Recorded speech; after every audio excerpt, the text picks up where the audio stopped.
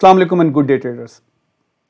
अक्सर ट्रेडिंग में एक सवाल होता है कि हमें कितने पैसे से ट्रेडिंग शुरू करनी चाहिए या ट्रेडिंग में हमें कितना पैसा लगाना चाहिए या कितना पैसा बेहतर होता है ट्रेडिंग में पैसा कमाने के लिए। सबसे पहली बात तो इस सवाल का कोई सीधा साधा जवाब नहीं होता, क्योंकि ये पर्सन टू पर्सन वेरी करता है, यानी हर शख्स के हिसाब से इसका जवाब मुख्तलिफ होगा। तो इसका जो सही जवाब है वो ये है कि सबसे पहले हमें ये देखना चाहिए कि हमारे पास जो पैसा है या पैसा जो हम कमा रहे हैं या पैसा है हमारे पास, उसमें से वो पैसा जो हमें ज़रूरियात ज़िंदगी के लिए हर माह दरकार होता है वो पैसा कितना है।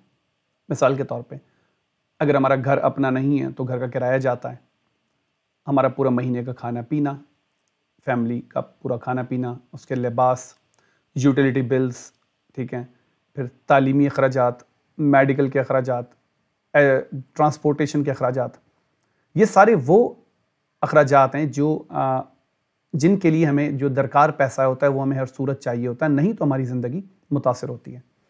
तो सबसे पहले आपके पास जो पैसा है बचत की सूरत में या आप जो कमा रहे हैं या आपके बैंक में कहीं भी सरमाए की सूरत में आपके पास पैसा है, तो सबसे पहले आप इसे ये देखें कि आपकी माहाना आमदनी कितनी है और आपको अपने ज़रूरियात ज़िंदगी के लिए कितना पैसा दरकार है, जो कि बुनियादी ज़रूरत ज़िंदगी जिसका मैंने अभी जिक्र किया। ये पैसे के अलावा जो भी बाकी पैसा होता है वो पैसा आप कारोबार या किसी भी रिस्क में लगा सकते हैं, यानी अपने पैसे को आप दो हिस्सों में तकसीम कर सकते हैं। एक प्राइम कैपिटल या मेन कैपिटल, ये वो पैसा है जो आपको ज़रूरियात ज़िंदगी के लिए चाहिए होता है, लाजमी चाहिए होता है।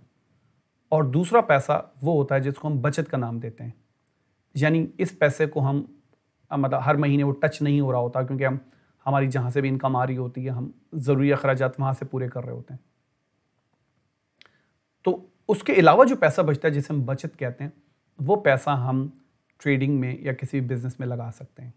अच्छा, उस पैसे के बारे में भी याद रखें कि ट्रेडिंग की दुनिया के सबसे मशहूर इन्वेस्टर ट्रेडर वॉरेन बफेट, जो ट्रेडिंग में हम कह सकते हैं कि सबसे अमीर हुए ट्रेडिंग करके, उनका एक कहना है कि कभी भी सारे अंडे एक टोकरी में मत रखें। इसका मतलब ये होता है कि आप अपना सारा पैसा किसी भी एक सेक्टर में ना लगाएं, क्योंकि अगर उस पर कोई मुसीबत आई, प्रॉब्लम आई, तो आपका सारा पैसा ज़ाया हो जाएगा।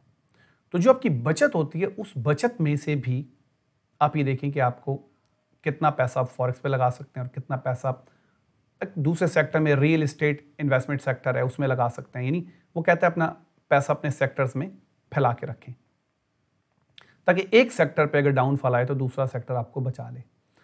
तो ये जो बचत है इसको हम ट्रेडिंग में लगा सकते हैं, ठीक है।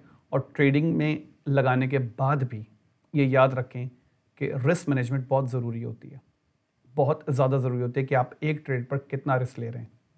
और उससे भी पहले यकीनन आपको अपने मेथड पे कमांड होनी चाहिए। आपने कम से कम उसे 100 से 50 डेमो ट्रेड करके उसे टेस्ट किया हुआ, उसके रिजल्ट देखे हुए, और उसके बाद फिर रिस्क मैनेजमेंट पर जाएँ, तो इससे फ़ायदा ये होता है कि आपका पैसा कभी भी बर्बाद नहीं होता, ठीक है। तो इसलिए हमेशा याद रखें कि आपको कितना पैसा ट्रेड में लगाना चाहिए, ये आप पर्सन टू पर्सन वेरी करता है, नहीं हर शख्स के लिए इसका जवाब डिफरेंट होगा। अक्सर लोग कर्ज़ा लेके भी ट्रेडिंग में लगा देते हैं। याद रखें, कर्ज़ा लेके कभी भी ट्रेडिंग नहीं करनी चाहिए। इसका नुकसान क्या होता है कि कर्ज़े की किस्त होती है जो आपको हर माह वापस करनी होती है, और उसका एक फाइनेंशियल प्रेशर होता है, और कभी भी आप फाइनेंशियल प्रेशर के अंदर अच्छी ट्रेड नहीं कर सकते। अच्छी ट्रेड आप तभी कर सकते हैं जब आप इन किस्म के प्रेशर से, इन तनाव से, जहनी तनाव से आज़ाद हों। तो अक्सर लोग ये हरकत करते हैं कि कर्ज़ा ले लिया, ट्रेडिंग में लगाया और वो पैसा उड़ गया। अब परेशानी बढ़ जाती है। अब वो सोचते हैं कि बच्चों के स्कूल की फ़ीस भी पे नहीं हो रही। तो हमेशा याद रखें, कर्ज़ा एक माश की ज़िम्मेदारी होती है, फाइनेंशियल लायबिलिटी होती है, और उनको वापस करना है हर सूरत, और उसके प्रेशर में आप कभी भी ट्रेड नहीं कर पाएंगे। तो हमेशा याद रखें कि वो पैसा जो हमारी ज़रूरत ज़िंदगी से हट कर हो, जिसे हम बचत का नाम देते हैं, हमें वो इस्तेमाल करना चाहिए, और वो भी हमें बहुत सख्त रिस्क मैनेजमेंट के साथ के असूलों के तहत ट्रेड में उसे इस्तेमाल करना चाहिए। उम्मीद है बाकी वीडियोस की तरह ये भी आपको पसंद आई होगी। इसी तरह की मज़ीद वीडियोस देखने के लिए हमारा चैनल ज़रूर सब्सक्राइब करें, वीडियो को भी शेयर करें, और एक्सिम की तरफ से मैं और मेरे साथी इंस्ट्रक्टर आपकी खिदमत में उर्दू वेबिनार्स लेके हाजिर होते हैं। इसका लिंक आपको स्क्रीन पर नज़र आ रहा होगा। इसी तरह की मज़ीद वीडियोज़ लेके आपकी खिदमत में हाजिर होऊंगा। Take care, bye.